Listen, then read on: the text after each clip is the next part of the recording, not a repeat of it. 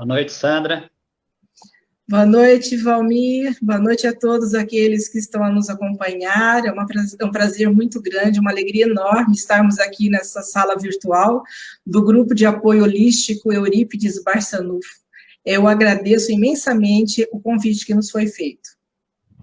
É um prazer tê-la aqui conosco, tá? Boa noite a todos que nos acompanham. Eu vou fazer a leitura do livro Fonte Viva. A lição de hoje é a de número 73. O título é Estímulo Fraternal. O meu Deus, segundo as suas riquezas, suprirá todas as vossas necessidades em glória, por Cristo Jesus. Paulo, Filipenses, capítulo 4, versículo 19. Não te julgue sozinho na luta purificadora, porque o Senhor suprirá todas as nossas necessidades. Ergue teus olhos para o alto e de quando em quando contempla a retaguarda. Se te encontras em posição de servir, ajuda e segue. Recorda o irmão que se demora sem recursos no leito da indigência. Pensa no companheiro que ouve o soluço dos filhinhos, sem possibilidades de enxugar-lhes o pranto. Detente para ver o enfermo que as circunstâncias enxotaram do lar. Para um momento, endereçando um olhar de simpatia à criancinha sem teto. Medita na angústia dos desequilibrados mentais, confundidos no eclipse da razão. Reflete nos aleijados que se algemam na imobilidade dolorosa. Pensa nos corações maternos torturados pela escassez do pão e harmonia no santuário doméstico. Interrompe de vez em quando o passo apressado, a fim de auxiliares o cego que tateia nas sombras. É possível, então, que a tua própria dor desapareça aos teus olhos. Se tem braços para ajudar e cabeça habilitada a refletir no bem dos semelhantes, és realmente superior a um rei que possuísse um mundo de moedas preciosas, sem coragem de amparar a ninguém. Quando conseguires superar as tuas aflições para criares a alegria dos outros, a felicidade alheia te buscará onde estiveres, a fim de improvisar a tua aventura. Que a enfermidade e a tristeza nunca te impeçam a jornada. É preferível que a morte nos surpreenda em serviço a esperarmos por ela numa poltrona de luxo. Que a enfermidade e a tristeza nunca te impeçam a jornada. É preferível... Desculpa. Acende, meu irmão, nova chama de estímulo no centro da tua alma e segue além. Sê o anjo da fraternidade para os que te seguem, dominados de aflição, ignorância e padecimento. Quando plantares a alegria de viver nos corações de que te cercam, em breve as flores e os frutos de tua sementeira te enriquecerão o caminho. Leitura bem oportuna para esse momento, né? Com certeza. A gente tem grande possibilidade de ajudar ainda, né? E sempre não esquecer de olhar a nossa retaguarda, né? Tem muitos irmãos nossos precisando. Eu queria convidar todos que estão agora acompanhando conosco essa live, para que a gente possa elevar o nosso pensamento ao nosso Pai Criador e fazer a nossa prece de abertura.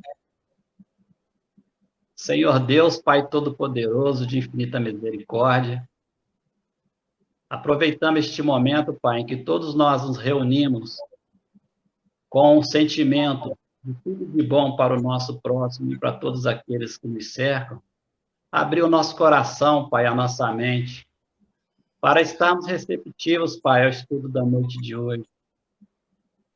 Que essas palavras de hoje possam adentrar o nosso coração e nos fazer, Pai, enxergar melhor as necessidades de todos aqueles que nos servem. Pedimos a Ti, Pai, auxílio aos médicos espirituais, para que possam estar auxiliando todos esses nossos irmãos que se encontram enfermos neste momento, seja acometido da Covid ou de diversas outras doenças, ou quaisquer que sejam seus problemas, Pai, que eles necessitem de apoio e amparo neste momento. Agradecemos a Ti esta oportunidade, mas por esta noite também, a nossa irmã Sandra, que se propôs estar conosco hoje, nos atendendo nessa live, que ela seja inspirada neste momento e consiga transmitir todo o seu conhecimento para todos nós. E que este conhecimento, Pai, sejamos nós os propagadores dessas informações. E que todos aqueles que acompanham conosco neste momento, que essas mensagens cheguem a todos os lares e possam, Pai, estar auxiliando a todos aqueles nossos irmãos que necessitam de auxílio neste momento. Sendo assim, Pai, agradecemos mais uma vez essa oportunidade de estarmos aqui reunidos em vosso nome e pedimos a vossa permissão para iniciarmos a live da noite de hoje. Graças a Deus, que assim seja. Fica à vontade, tá, Sandra? Obrigada, Valmir. Mais uma vez, boa noite a todos os irmãos que estão chegando neste momento. Que Deus, nosso Pai, Jesus, nosso Mestre, possa nos envolver agora e sempre. Nessa noite, nos foi solicitado que falássemos um pouquinho de Eurípides Barçanufo. É o patrono da casa, não é? Do grupo de apoio holístico Eurípides Barçanufo. Portanto, o que preparamos para essa noite é fazer uma reflexão sobre este homem, sobre esta pessoa que nos sirva de exemplo, porque, de fato, ele, como educador, como espírita, como médium e também como apóstolo da caridade. O espiritismo, ele é uma doutrina pedagógica e valoriza a educação como transformação. É essa a proposta de Jesus como mestre que foi, essa é a proposta do Consolador prometido por Jesus, dar continuidade naquilo que o mestre veio nos trazer. Então, ela é uma doutrina que vem nos auxiliar na nossa mudança e na nossa transformação. Eurípides foi um mestre que valorizou a educação. E o seu amor pelo conhecimento, o seu amor pelo saber, o desejo que ele tinha de transmitir aquilo que ele sabia aos seus alunos, a quem ele orientava. Esse é o papel do bom professor. Esse homem é, sem dúvida, um grande exemplo para todos nós. Além de educador, foi um grande espírita que soube divulgar a doutrina espírita com responsabilidade. Como médium, ajudou todos que o procuravam, assim como o apóstolo da caridade, sempre disposto a ajudar aqueles que estavam em dificuldade.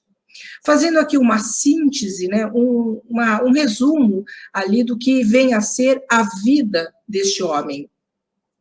Eurípides é filho de Hemógenes Ernesto de Araújo, conhecido carinhosamente por Mojico, e Jerônima Pereira de Almeida, também carinhosamente conhecida por Meca. Nascido em 1º de maio de 1880 em Sacramento, 80 quilômetros de Uberaba. Por isso, esse mês é o mês que se comemora o aniversário de Eurípides. É o mês que muitos acabam por homenageá-lo, e sendo ele o patrono dessa casa, não poderia passar esse mês sem receber as homenagens, sem que as pessoas ali deixassem de conhecer um pouquinho quem foi este homem. Ele desencarna na mesma cidade que nascera. Muito jovem, ele tinha apenas 38 anos de idade. E ele vem a desencarnar no dia 1º de novembro de 1918, acometido de uma gripe espanhola. Na verdade, a gripe espanhola foi uma pandemia, como essa que nós estamos enfrentando hoje. Foi uma pandemia que durou de 1918 a 1919, e ela reduziu a população da Europa a 1/3. Ela levou a óbito mais de 100 milhões de pessoas. Mas ela não foi a pior das pandemias. Houve uma outra pior ainda, que foi a peste negra e a peste, ou peste bubônica, como podemos dizer, que aconteceu ali por volta de 1348. Essa foi a pior, porque levou a óbito mais de 200 milhões de pessoas. O Covid, que é o que nós estamos passando hoje, até agora, já levou, infelizmente, mais de 3 milhões de pessoas a óbito. Mas por que nós estamos dizendo isso?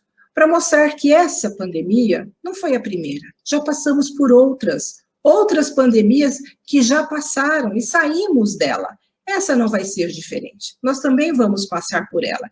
Enquanto a vacina não chega a cada um de nós precisamos fazer aquilo que a ciência tem nos falado, que temos que fazer, que é o distanciamento, higienização, usar máscara, não aglomerar, mas a ciência ela já está muito avançada. Quem poderia imaginar que em pouquíssimo tempo nós já teríamos uma vacina?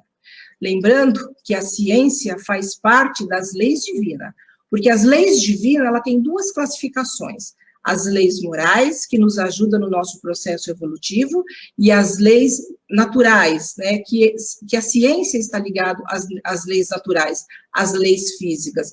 Então, o homem hoje estuda a ciência, e ele se aproxima da verdade de Deus. Portanto, a ciência diz hoje, cuide-se, e é isso que nós temos que fazer, nos cuidar, porque se não fizermos isso, só existem duas maneiras de desencarnarmos. Uma, quando chegarmos no nosso tempo de fato, e outra, quando a pessoa cometer o autoextermínio, ou seja, o suicídio. Mas existe o suicídio indireto. Então, aquele que não se cuidar, não cuidar desse templo sagrado que Deus nos deu, pode vir a óbito antes do tempo, e poderá ser considerado um suicida indireto. Então, vamos nos cuidar. E continuando a falar de Eurípides Barçanufo, nós sabemos que ele, muito cedo, percebeu-se a grande inteligência e o senso de responsabilidade que ele tinha. A facilidade em aprendizagem, com certeza trazido isso de outras experiências pretéricas, de vidas anteriores. Isso foi despertando pouco a pouco, principalmente com o contato com os mestres que ele teve. O seu interesse pelos livros e pelo conhecimento, pelo saber, era muito grande. Inclusive, como toda criança que gosta de brincar, ele deixou os brinquedos de lado e foi pescar. Mas por que ele foi pescar? Porque ao pescar e ao pegar os peixes, ele vendia esses peixes para quê? Para comprar livros. O tamanha paixão que ele tinha pelo conhecimento. Ele foi alfabetizado muito cedo, na escola primária do senhor Joaquim Vaz de Melo Júnior. E quando ele foi para o Colégio Miranda, ele já foi encaminhado para as classes mais adiantadas. Ele passou a auxiliar os professores a ensinar os colegas. Numa ocasião, o seu pai, o senhor Mojico, ele recebeu, aliás, ele hospedou, né, recebeu em sua casa, ele hospedou um médico. Esse médico, ele iria fazer atendimento, né, por algum tempo, ali na cidade e também na região. Eurípides teve contato com os livros de medicina desse médico. E ele passou a ler e ficou apaixonado. Brotava aí, portanto, o seu encantamento pela medicina. Ele tinha outra paixão além do conhecimento, ele tinha outra paixão além dos livros, né? A outra paixão de Eurípides eram as artes. Ele participa da criação de um grupo de arte dramática. Ele escreve as suas próprias obras e monta uma peça clássica, alcançando fama ali na cidade e também em toda a região.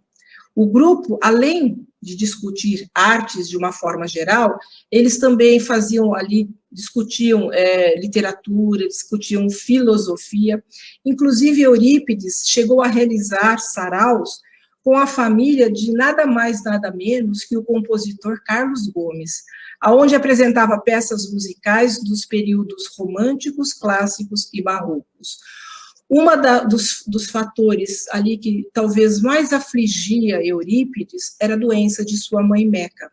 Frequentemente, ela apresentava crises nervosas. E esse foi um dos motivos que o fez se interessar por medicina. Influenciado pelo quê? Pelos livros do médico que ficara hospedado em sua casa, mas também por alguns outros livros que lhe foram emprestados por estudiosos sobre o assunto, exatamente sobre homeopatia. Ele era um autodidata, ele não chegou a estudar, né, em escolas acerca disso. Então, ele passou a estudar aonde? Através dos livros. E ele esperava, no futuro, encontrar a cura exatamente para sua mãe.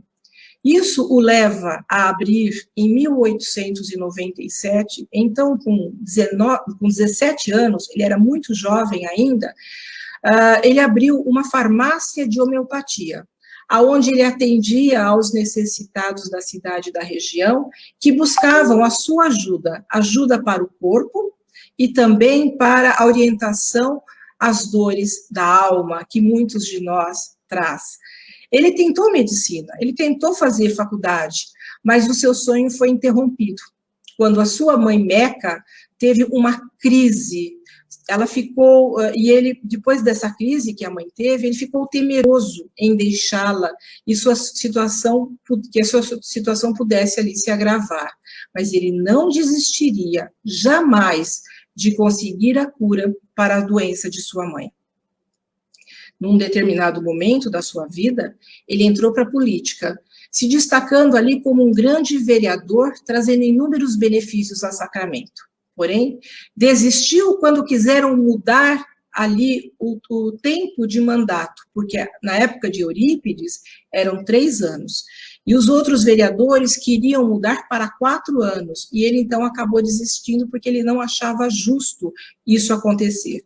E ele foi eleito por 2 vezes, ou seja, foram 2 mandatos de vereador. Ele era católico de formação, assim como toda a sua família era católica também. Ele frequentava a igreja e o padre da igreja, na verdade, o padre Augusto Teodório Maia, acabou presenteando Eurípides com a Bíblia. A Bíblia não era um livro que as pessoas tinham, somente sacerdotes, teólogos, é que tinham condições ali de ter esse livro. Era proibido ao restante da população, das pessoas, né? E isso até é fácil de nós compreendermos, porque a Bíblia, né, principalmente tanto o Antigo Testamento quanto o Novo Testamento, ele tem toda uma linguagem alegórica, toda uma linguagem simbólica, e nós sabemos que não é uma tarefa fácil interpretar esses evangelhos. Por isso que a doutrina espírita, né, os espíritos, Kardec, ele traz ali uma linguagem, quando ele pega todos os ensinamentos de Jesus e coloca no Evangelho segundo o Espiritismo, trazendo uma linguagem acessível a cada um de nós, a compreensão de cada um de nós. Então, por isso que nós dizemos que a doutrina espírita, ela vem resgatar o cristianismo primitivo, o cristianismo da época de Jesus. Então, não é uma tarefa tão fácil ali interpretarmos os textos, né, evangélicos, né, interpretar aqueles textos, porque é preciso decifrá-los, e como eu disse, não é uma tarefa tão fácil assim. Então, quando ele recebeu o livro, ele pegou aquela Bíblia e passou a estudar, ele passou a ler, mas houve ali algumas dúvidas de Eurípides, principalmente quando ele chegou nas bem-aventuranças. Então, como ele não conseguia aceitar algumas coisas que estavam ali nas bem-aventuranças, ele procura o padre Augusto Teodoro, para que o padre pudesse tirar as suas dúvidas, né? Ele começou a fazer alguns questionamentos, mas o padre não conseguiu alcançar o nível intelectual de Eurípides, né? As perguntas que ele fazia para o padre também era muito difícil de poder responder, né? Tamanha inteligência de Eurípides. Não foi diferente com seu tio Mariano. O seu tio Mariano, ele era espírita, e ele então foi falar a Eurípides acerca dos fenômenos espíritas e também da obra da codificação kardeciana. Mariano, ele fazia parte do grupo de pessoas que estudavam o espiritismo na Fazenda Santa Maria. Essa fazenda ficava ali na proximidade de Sacramento, mais ou menos uns 14 quilômetros da cidade. Como católico fervoroso que era, ele tentou mover essa ideia de espiritismo da cabeça do tio. Então, ele foi dialogar com o tio para tentar tirar da cabeça dele a ideia de continuar espírita. Então, numa conversa entre ele e o tio, que os dois começaram ali a travar, acerca das obras da codificação, e o tio falando sobre as obras de Kardec, porém, o tio não tinha condições intelectuais para encontrar argumento suficiente para convencer Eurípides. Aí ele acabou desistindo. Como diz o ditado, ele jogou a toalha. Ele falou, não vou mais ali tentar convencê-lo. E o que ele fez, então? Ele pegou e deu um livro para Eurípides, que é um livro do Leon Denis, né? O livro é intitulado Depois da Morte. Eurípides, ele leu o livro, na verdade, ele devorou o livro, porque ele achou uma leitura estimulante, ele achou uma linguagem adequada, de alto nível, como era, né, a sua condição intelectual. Porém, mesmo lendo esse livro, não foi o suficiente para que ele pudesse, de fato, aceitar o espiritismo. Numa sexta-feira da Paixão, do ano de 1904, Eurípides Barçanufo, acompanhado de um amigo, José Martins Borges, foi assistir a uma sessão espírita na Fazenda Santa Maria, exatamente na fazenda onde o seu tio frequentava. Nessa sessão espírita, aberta ao público, e é importante dizer que, tempos atrás, eu, quando comecei na doutrina espírita, há 36 anos, era dessa forma, as pessoas chegavam à casa espírita e poderiam assistir a sessões de comunicação dos espíritos. Depois foi fechado ao público, né? Hoje quem vai na casa espírita, no máximo vai ver uma palestra, vai poder tomar um passe, porque, como eu disse, a doutrina espírita é uma doutrina pedagógica, e a palestra tem essa função, né, de esclarecer, de consolar. Mas, antigamente, era aberto ao público, então as pessoas iam à casa espírita, sentavam lá e ficavam vendo os espíritos se comunicarem. E quando Eurípides chegou no centro, ele sentou lá no fundo e ele pensou consigo mesmo. Ele pensou, se é verdade que os espíritos se comunicam com os vivos, rogo ao espírito do João Evangelista que me esclareça sobre as bem-aventuranças, mas eu gostaria que fosse através do médium Aristides. Vejam só, ele não só queria que o espírito se comunicasse, mas que esse espírito fosse nada mais, nada menos do que o João Evangelista, um dos 12 apóstolos de Jesus. Mas também ele queria que se comunicasse através do médium Aristides. Por que razão? Porque Aristides era uma pessoa semi-analfabeta, era uma pessoa sem muito estudo. Então, para ter um diálogo, para poder esclarecer as bem-aventuranças, não poderia ser qualquer um. Teria que ter um nível intelectual muito grande. Mas agora, se fosse Aristides, se o espírito viesse através de Aristides, talvez ele ficasse convencido. E num tempo curto, iniciou-se a grande e extraordinária explicação filosófica doutrinária. E o espírito comunicante veio falar acerca das bem-aventuranças. Quem foi o espírito? João Evangelista. Eurípides ficou emocionado, muito emocionado, ele foi tocado a partir daquele momento. Não havia mais dúvidas, estava convicto da verdade trazida pelos espíritos. Desculpe. Ele compreendeu, né, o Sermão da Montanha nos pontos a qual ele tinha dúvida. E ele entendeu que tratava-se de uma síntese doutrinária do Cristo, porque as bem-aventuranças é um resumo, é uma síntese de tudo que Jesus deixou de ensinamento. Então, se estudarmos, se nos aprofundarmos nas bem-aventuranças, nós vamos entender um pouquinho mais tudo aquilo que Jesus quis nos passar. em outra sessão. Agora, já aceitando a doutrina espírita, numa outra sessão, que ele estava presente, ali se comunica o doutor Bezerra de Menezes. E o interessante é que o doutor Bezerra de Menezes havia desencarnado fazia pouco tempo, e já dera comunicação nessa sessão. Ele chega cumprimentando Eurípides Barçanufo, demonstrando ali o seu contentamento com a chegada dele, de Eurípides, no grupo e também ao espiritismo, porque ele já estava sendo aguardado há algum tempo. Ou seja, ele tinha que trabalhar, né? O trabalho que ele tinha que realizar era do âmbito espírita. Agora, se ele já era aguardado, né, se já estava planejado, já estava programado que ele viesse e fizesse parte da doutrina espírita e trabalhasse pela doutrina espírita, com certeza ele recebeu essa missão antes de reencarnar. Porque todos nós, quando vamos reencarnar, recebemos as nossas missões. Todos nós recebemos. Mas, como existe o livre-arbítrio, às vezes nos distanciamos daquilo que foi planejado, daquilo que foi determinado para que nós fizéssemos. Então, não há dúvidas de que Eurípides já havia recebido essa missão, de ser espírita e de trabalhar pelo espiritismo. E na ocasião, na sessão a qual ele se encontrava, o próprio doutor Bezerra de Menezes anuncia a Eurípides que o seu mentor espiritual era Vicente de Paula, ou São Vicente de Paulo, como alguns chamam, e que iria comunicar através de Eurípides, através da psicofonia, ou seja, através da fala, através da palavra.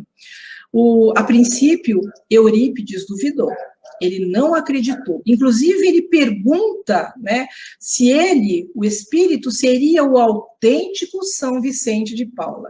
E o espírito responde afirmativamente que ele era Vicente de Paula. O mentor, então, lhe diz que, embora dirigisse uma instituição que levasse o seu nome, porque ele estava à frente, Eurípides estava à frente de uma instituição que se chamava Sociedade São Vicente de Paula.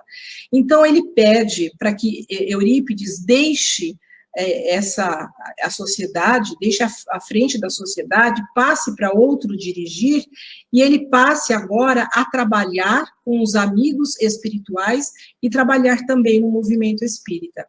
Pouco tempo depois, Eurípides já coordenava reuniões espíritas na cidade de Sacramento. Em 31 de janeiro de 1907, sob a inspiração de Maria de Nazaré, exatamente, a mãe de Jesus, ele foi aberto ali o primeiro colégio espírita brasileiro, Colégio Allan Kardec. Colégio que existe até hoje lá em Sacramento, né, o Colégio Allan Kardec.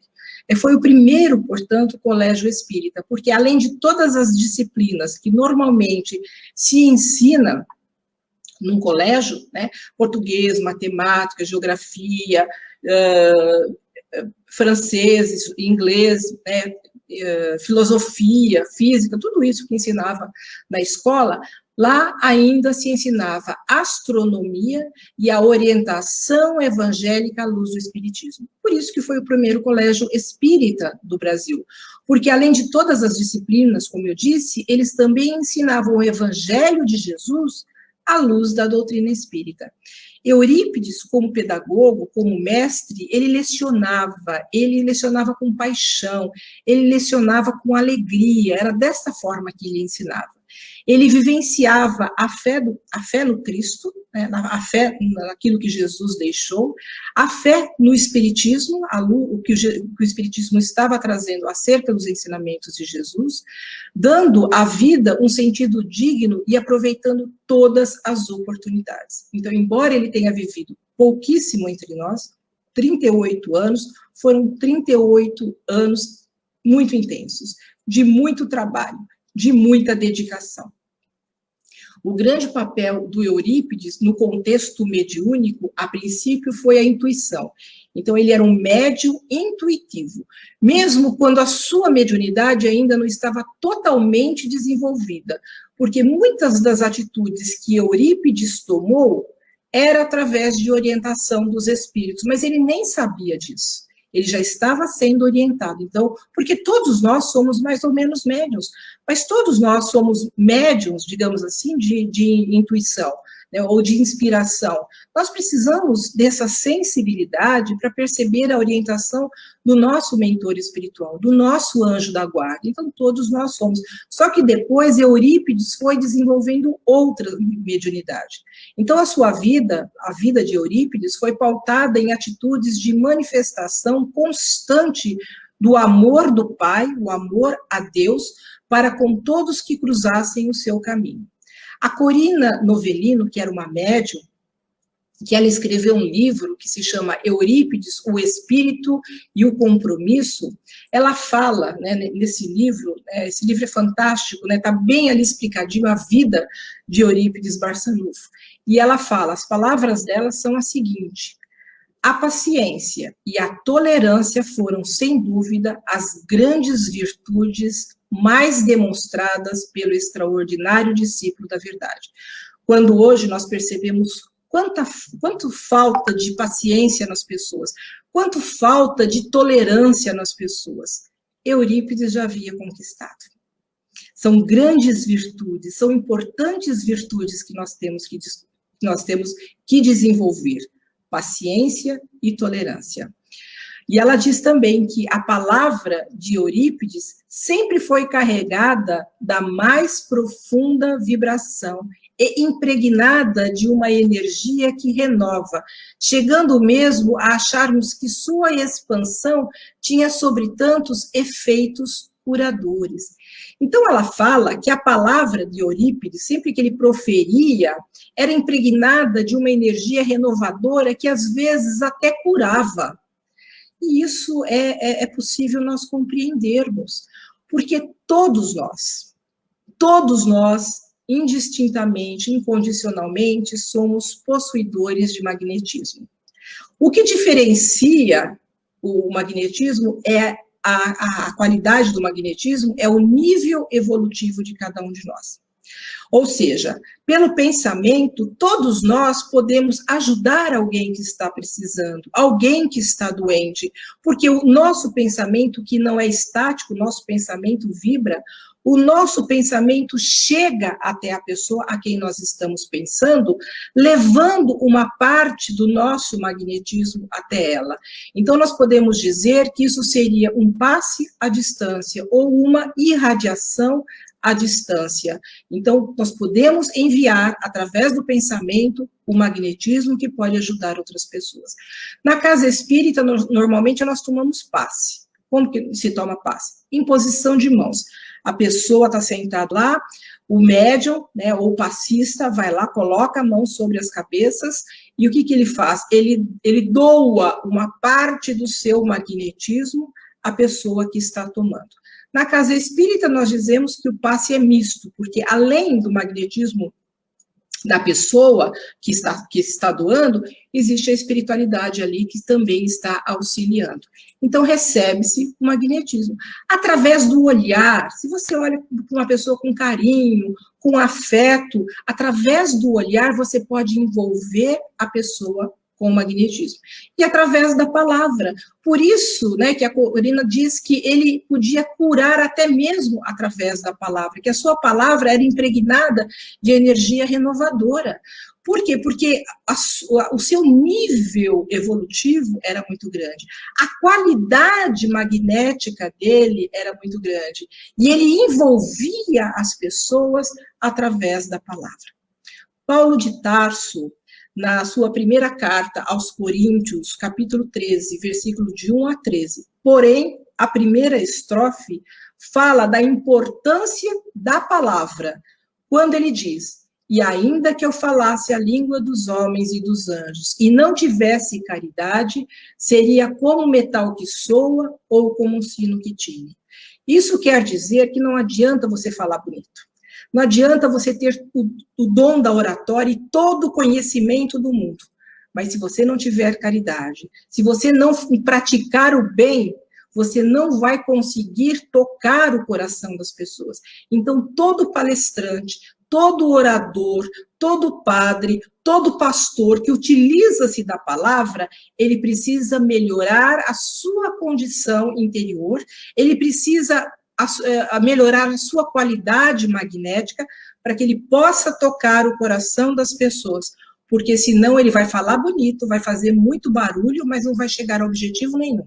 Vai ser como um metal que soa ou como um sino que tine. E Eurípides tinha esse dom, ele conseguia envolver as pessoas. Agora, como educador, ele sabia da importância da transmissão do conhecimento, para que houvesse a verdadeira cura, a cura da alma, porque a alma estando doente, ela reflete no corpo. Então, podemos dizer, não existe doença. O que existe são espíritos doentes, porque a enfermidade hoje, né, que nós podemos possuir, é efeito. A causa está exatamente naquilo que somos, naquilo que fazemos, naquilo que pensamos. Por isso que nós temos que nos melhorar, né? A casa espírita, no atendimento fraterno, quando algumas pessoas dizem tratamento na casa espírita, mas essa palavra tratamento não é o adequado, né? Nós dizemos atendimento fraterno. Todas as pessoas que buscam a casa espírita para o atendimento fraterno, o que tem de mais importante? É o passe? É a água? Isso é importante. O passe é importante, a água é importante. Mas não adianta nada a pessoa tomar o passe, chegar lá fora e continuar sendo a mesma coisa. Então, a palavra, a palestra que é proferida, ela é importante para poder ali esclarecer as pessoas da necessidade da sua mudança, da necessidade da sua transformação. Então, o conhecimento é fundamental para todos nós. Por isso que dizemos que a doutrina espírita é pedagógica, por isso que dizemos que Jesus é mestre e pedagogo, porque todos vêm para fazer o quê? Para ajudar na nossa mudança, na nossa transformação.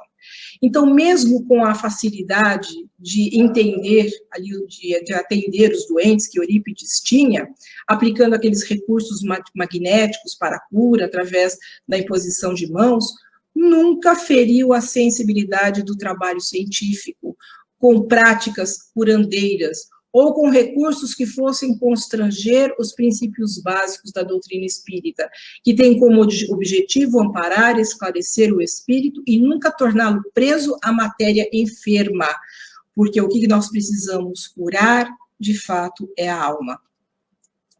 Corina Novellino, nesse livro a qual eu me referi, né, que é Eurípides, o Espírito e o Compromisso, ela fala que a ligação de Eurípides com o Dr. Bezerra de Menezes já se fazia de tantas outras vidas, onde sempre estiveram no trabalho recuperador das almas e propondo constante ajuda ao próximo, no sentido de amparar sempre.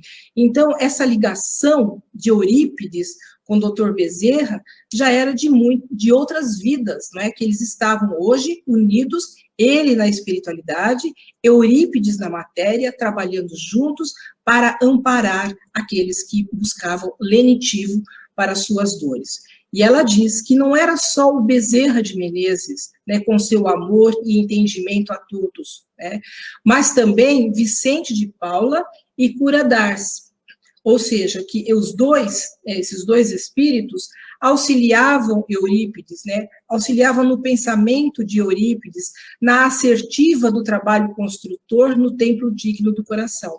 Então, vejam, tanto o espírito de Vicente de Paula, quanto Cura Ars, que eram dois sacerdotes que viveram na França, são sacerdotes esses que, no tempo deles, auxiliavam muito aqueles que estavam sofrendo, que estavam passando por alguma dor, né, que estavam, de fato, ali enfrentando as suas aflições.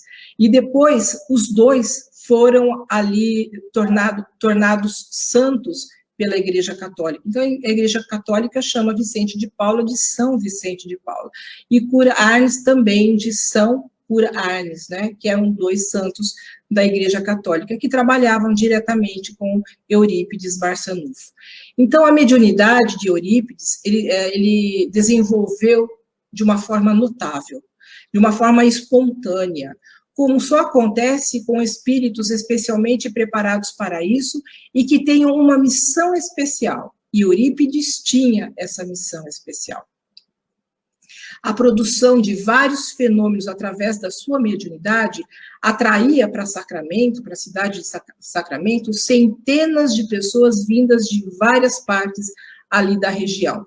A todos, Eurípides, ele atendia e ninguém saía do local ali onde eles se encontravam com algum proveito, né? Como lenitivo da fé e até mesmo a esperança renovada.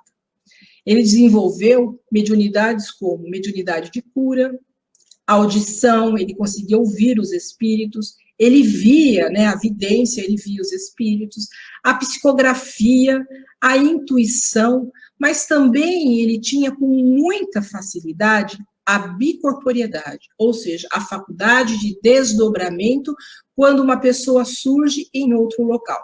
A bicorporiedade, na verdade, é quando uma pessoa ela está num local, ela entra em transe, o espírito se desliga da matéria, né, o espírito se desliga, vai para outro local e acaba ali se materializando. Então, isso se chama bicorporiedade. Mas a bicorporiedade não é ali mediúnico, não é um fator mediúnico, de um fenômeno mediúnico, é um fenômeno anímico, porque mediúnico é quando uma pessoa ela é intermediária do espírito, ela é mediadora do espírito. No caso, não, no caso era o próprio Eurípides quem se desligava da matéria e ia para outros locais. Então, Allan Kardec, ele fala que a bicorporiedade trata-se de um fenômeno não mediúnico, um fenômeno que participa só o figurante, só o sensitivo, que era o caso de Eurípides. Então, a bicorporiedade acontecia sempre, era uma facilidade para Eurípides. Então, inclusive, numa ocasião, quando ele estava dando aula, né, que ele estava em sala de aula, dando aula para os alunos, ele entrou em transe. Entrou em transe e chegou a descrever detalhadamente para os alunos que ali se encontravam o local, o horário e os participantes de uma reunião que acontecia exatamente na França, em Versalhes. Então, ele fala que essa reunião que aconteceu em Versalhes foi assinado ali um tratado de paz, que ficou conhecido como Tratado de Versalhes, aonde lideranças europeias assinaram, né, esse tratado de paz para encerrar a Primeira Grande Guerra Mundial. Ele descreveu tudo o que estava acontecendo para os alunos através desse desdobramento, dessa capacidade de ir para outro local. Então, a capacidade de desdobramento era tão comum na sua vida que ele atendia os enfermos que se encontravam em outros locais, em outras cidades, né, ou ali na região, ele entrava em transe, saía, né, o espírito saía da matéria e se materializava para fazer o atendimento. E tem um caso bastante interessante, aliás, tem muitos casos interessantes do Eurípides, mas eu não podia trazer a todos, eu trouxe apenas um, que é o caso de um parto. Quando a mulher ela estava para dar à luz, né, havia ali a parteira que ia fazer o parto, mas viu que havia uma complicação. Havia uma complicação, e ela pede, então, para que o esposo fosse até a cidade de Sacramento buscar Eurípides, porque não tinha ali hospitais, né, e normalmente, naquela época, era a parteira mesmo que fazia, né, que botava as crianças no mundo. Então, o marido pega o cavalo, né, e vai pela estrada, a única estrada que tinha, para chegar até Eurípides. Chegou na casa de Eurípides, disse a Eurípides que ele tinha que ir para sua casa porque a sua esposa ia ter nenê. Ele disse, mas eu já estive lá. Como assim você já esteve lá? Né, eu vim pela estrada, não te encontrei. Ele falou, mas eu já estive lá. Não, mas vem cá, você vai ter que voltar comigo. Aí ele pega Eurípides, volta com Eurípides para a casa dele, né, porque Eurípides queria apenas que ele levasse o medicamento que era importante para ela. Ele pega Eurípides, leva Eurípides para a casa dele, e chegando lá, a mulher olha para o marido e olha para Eurípides e diz, mas está tudo bem, você não precisava ter voltado. Então, o que aconteceu? Ele, em desdobramento, ele se deslocou em espírito, se materializou na casa da pessoa que estava para ter o nenê, fez o parto, voltou, né, para pegar o medicamento para entregar para o marido. Só que ele acabou voltando porque o marido não acreditou que fora ele quem fizera, de fato, o parto. Então, o trabalho de Eurípides pelo Espiritismo, ele foi importantíssimo, importantíssimo. Quando sentiu a necessidade de divulgar o Espiritismo, Eurípides fundou o Grupo Espírita Esperança e Caridade. Isso no ano de 1905. Tarefa na qual foi apoiado pelos seus irmãos e alguns amigos, passando a desenvolver trabalhos interessantes, tanto no campo doutrinário, né, da doutrina espírita, como nas atividades assistencial. Então, além de poder falar sobre a doutrina, de ensinar sobre a doutrina, ele também fazia um belíssimo trabalho de assistência social. Por isso, é claro que ele foi ali, ele é reconhecido como o apóstolo da caridade. Algum tempo depois, sob a orientação do Dr. Bezerra de Menezes, ele fundou também a Farmácia Espírita Esperança e Caridade, ou seja, com o mesmo nome do grupo a qual ele havia fundado. Então, a farmácia, chamando-se também Farmácia Espírita Esperança e Caridade, que era totalmente gratuita e cuja manutenção fazia-se com o seu próprio salário. Salário de professor, então ele pegava o salário que ele ganhava, ainda colocava na farmácia, né, para poder ali comprar os medicamentos e fazer tudo o que tinha que fazer para ajudar as pessoas. E também ele tinha ajuda de várias pessoas da cidade que tinham um pouco mais de posse. Então ele pegava o seu salário e ainda recebia ajuda de outras pessoas para manter essa farmácia. A farmácia, ela contava ainda com laboratório próprio, e Eurípides adquiria os medicamentos homeopáticos e o instrumental necessários para através das melhores firmas especializadas do ramo, que ficavam em São Paulo e também no Rio de Janeiro. E em nenhuma dessas atividades ele visou retorno, ou seja, ele teve lucro com isso. Como eu disse, muito pelo contrário, ele colocava dinheiro dele na farmácia, né? E ele atendia a todos incondicionalmente. Chegavam lá com problemas, estava Eurípides querendo amenizar a sua dor. Mas não era só isso. Ele recebia milhares e milhares de cartas vindas de todo o Brasil, porque começou a correr, né? Todo mundo começou a conhecer o trabalho desse magnífico espírito, né? O trabalho que ele realizava, então as pessoas solicitavam dele, né? Pessoas que estavam doentes do corpo e também do espírito. E em cada uma das cartas que ele retornava para as pessoas, ele mandava a receita ou alguma orientação que o próprio Dr. Bezerra de Menezes ali ditava para que ele pudesse escrever. Então, diariamente, eram enviados essas cartas, né, e até mesmo alguns medicamentos, através do correio. Então, e esses medicamentos, muitas vezes, eram manipulados na própria farmácia. Então, ele mandava para todo o Brasil. Chegava ali carta, né, ele lia, era necessitado, estava precisando, ele mandava para essas pessoas. E Eurípides, ele foi cruelmente perseguido. Foi uma das primeiras vítimas de perseguição aos médiuns no Brasil. No Brasil, houve a perseguição, né, e a intolerância religiosa ainda acontece no Brasil, né, para algumas religiões, principalmente religiões espiritualistas.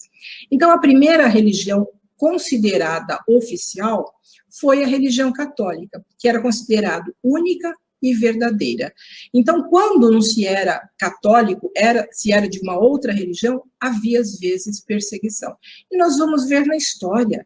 Quem não se lembra da noite de São Bartolomeu, na França, né? Paris foi palco sangrento, onde os católicos mataram muitos protestantes, né, que ficou conhecido como a noite de São Bartolomeu. As cruzadas, uma guerra sangrenta, né, em nome de Deus. A Inquisição, quando muitos ali foram perseguidos, presos, torturados e até mesmo queimados, né?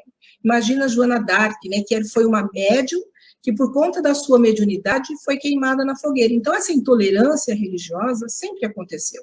E no Brasil não foi diferente, né? Então, o Eurípides foi um dos primeiros que foram perseguidos por conta da sua mediunidade. Porém, o movimento espírita, ele se fortalecia. Cada dia que passava, ele se fortalecia, não só em Sacramento, como em toda a região. Isso incomodava muito o representante da Igreja Católica. E aí ele passou a perseguir de forma velada, né? De repente, começou a escancarar mesmo, né? Começou a perseguir de forma aberta, desenvolvendo, inclusive, uma campanha difamatória contra Eurípides e também contra o Espiritismo. Porém, Eurípides, ele defendeu as suas ideias, né? Aquilo que ele acreditava, através da coluna do jornal Alavanca. E ele discorreu, um dos temas que ele discorreu, né, ali nesse jornal, foi: Deus não é Jesus e Jesus não é Deus, com uma argumentação incontestável. Por que ele fez isso? Porque há algumas religiões, né, que se dizem cristãs, que acreditam que Jesus é a encarnação de Deus. Ou seja, Deus encarnou na Terra. Só que quando nós vamos nos aprofundar nos evangelhos, lá do Novo Testamento, Jesus em nenhum momento diz ser Deus. Jesus diz ser filho de Deus, como todos nós somos.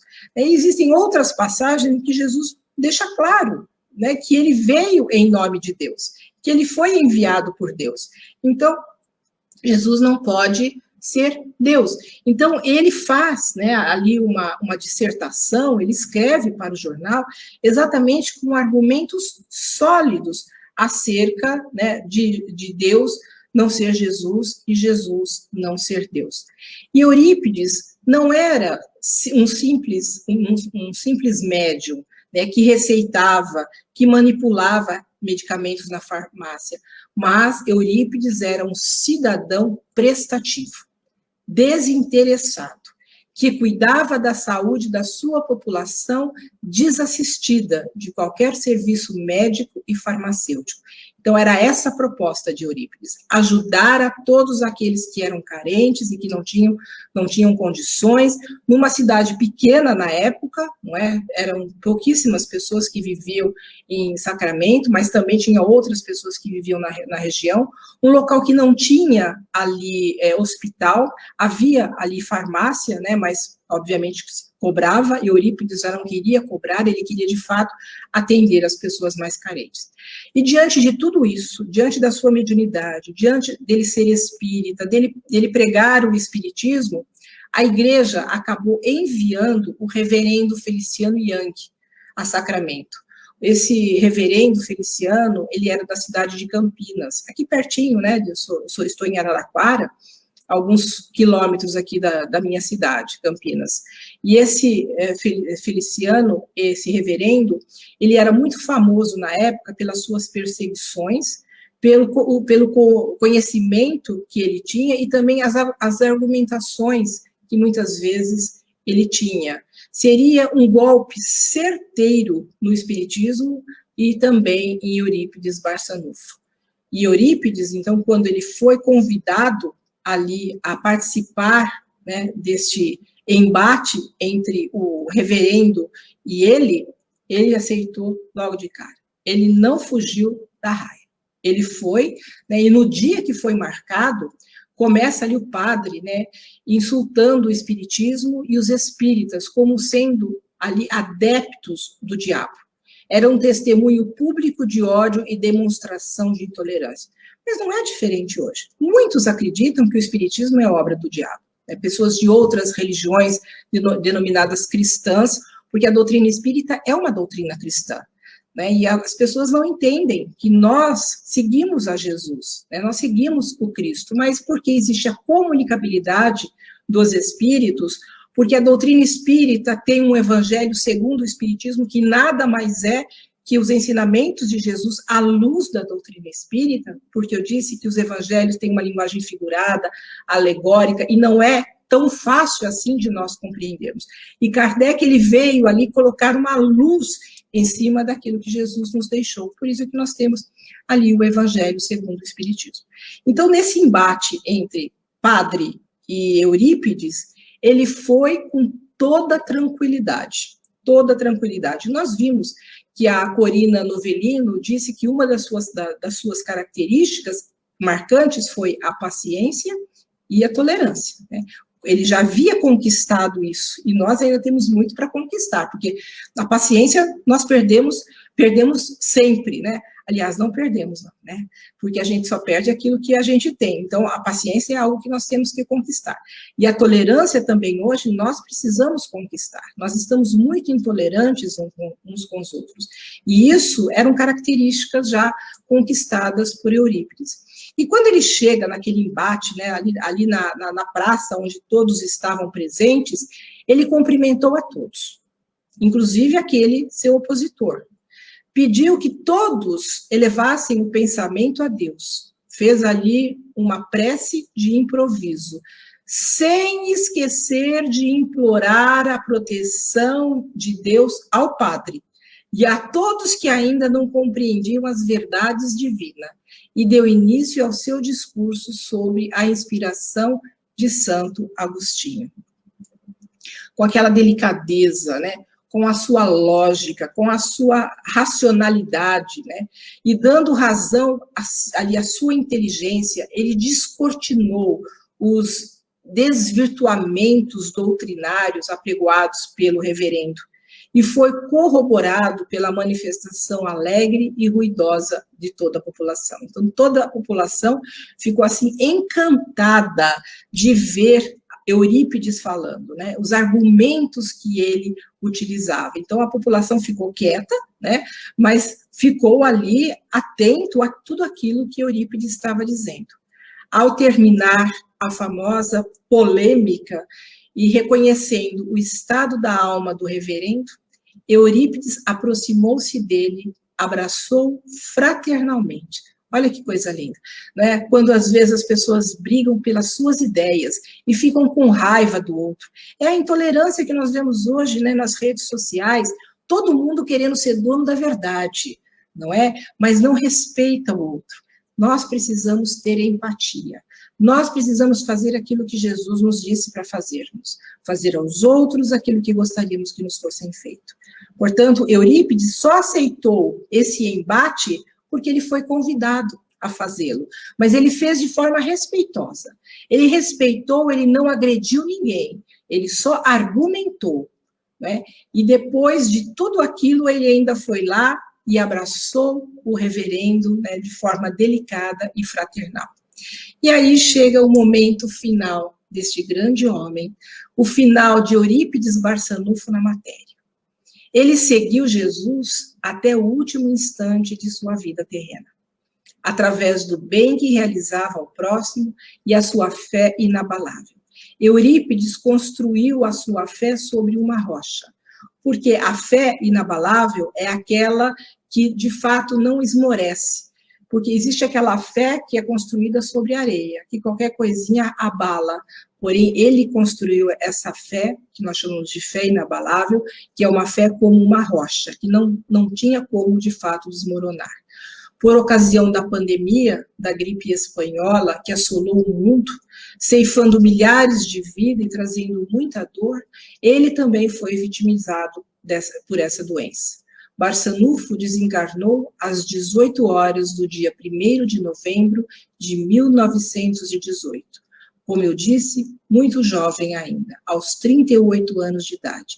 E quando ele desencarnou, ele estava rodeado de parentes, amigos e discípulos. E com certeza estava ali, junto de Eurípides, uma pleiade de espíritos, como Bezerra de Menezes, como São Vicente de Paulo, como Santo Agostinho e tantos outros, não é, que trabalharam com Eurípides para que ele pudesse atender os mais carentes. Havia chegado ao término a sua missão terrena. Em verdadeira romaria, sacramento em peso, acompanhou-lhe o corpo material até a sepultura. E é sempre importante para nós espíritas, de fato, lembrarmos desse homem, porque ele deixou um legado, né, um legado à prosperidade, o exemplo de uma vida dedicada integralmente à vivência do amor e à prática da caridade. Continua ele sendo, do plano espiritual, um dos maiores missionários do espiritismo e o exemplo de amor e dedicação ao semelhante. Nós vivemos, né, num mundo onde o bom exemplo nos é importante. Então, quando Jesus disse que todos nós possuímos uma luz, vós sois luz, a nossa luz contagia, se ampliando, contagia aqueles que estão próximos de nós. E a luz do Eurípides brilhou, e ele com certeza contagiou a todos que com ele conviveu, mas continua a contagiar a todos nós. Quando nós estudamos a sua biografia, quando nós conhecemos a grandiosidade desse espírito. Nós, espíritas, nos orgulhamos de espíritos dessa envergadura, dessa magnitude, que vem contribuir para fortalecer a nossa fé nos ensinos de Jesus à luz da doutrina espírita. Eurípides Barçanufo foi, sem dúvida, um apóstolo da caridade e também um apóstolo de Jesus. Que o exemplo deste homem possa tocar a nossa alma, que cada um de nós possa fazer a sua parte, podendo ajudar aqueles que estão à nossa volta. Principalmente agora, enfrentando esta pandemia, quando muitos estão aí a desenvolver alguma psicopatologia, algumas pessoas estão com depressão, algumas pessoas com ansiedade, algumas pessoas com síndrome do pânico, e nós, quando nós nos envolvemos com a dor alheia, nós esquecemos da nossa própria dor.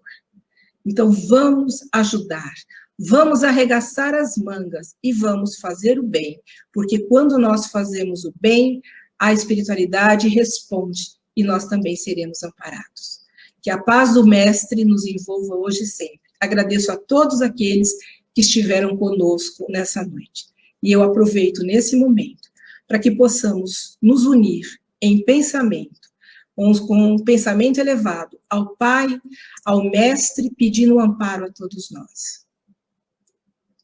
Pai de amor e de misericórdia, Mestre querido e amado, rogamos a Ti que nos ampare, ampare a todos nós, a todos aqueles que estão sofrendo por algum motivo, que estão vivendo as aflições, que possa receber a ajuda da espiritualidade, que a nossa fé possa ser alimentada, assim como a nossa esperança, para que possamos enfrentar as adversidades da vida com força e determinação. Não nos deixe esmorecer, Senhor, que possamos ser úteis e ajudar aqueles que precisam da nossa ajuda, do nosso carinho, do nosso afeto, que possamos sentir na nossa alma o desejo de querer ajudar, que isso brote em nosso coração. Agradecemos por todas as oportunidades que nos tem dado, Senhor, e que possamos, cada vez mais, sermos inspirados e intuídos pela espiritualidade maior, para o caminho do bem, para seguirmos o caminho que Jesus nos traçou. Ele que veio ensinar o caminho mais curto para sermos felizes. E a nossa felicidade, sem dúvida nenhuma, depende do bem que cada um de nós tem que fazer. Obrigada por tudo, Senhor. E que assim seja.